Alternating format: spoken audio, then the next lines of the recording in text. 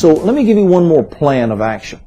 I sat down and I listened to myself talking about things doubling in value. The rule of 72. How long does it take something to double in value?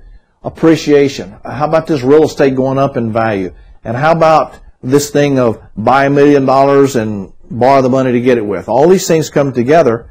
I decided to follow a plan of buying one rental house per year.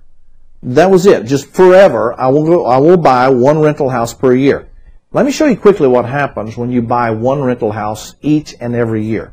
First thing that's going to happen is the tenants that you put in there will make your payment for you. Now, I had to learn to do all these steps. I learned how to get enough rent to make my payments.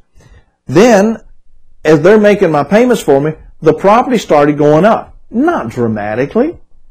But then I learned how to buy properties low enough that I had a profit going in. So I went in like this. The value was greater than what I owed on it.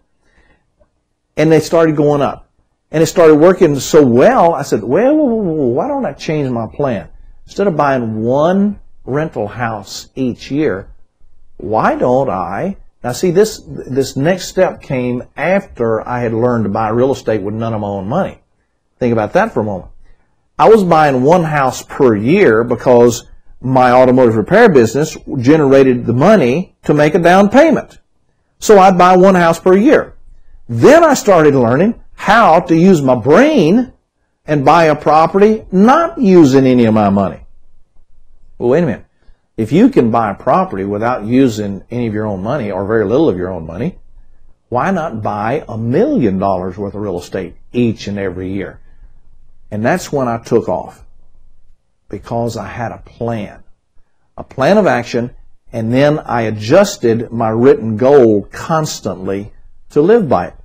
My written goal, by January 1st, 1990, I will have in my possession $1 million. And then I just wrote the goal out just the way I've given it to you.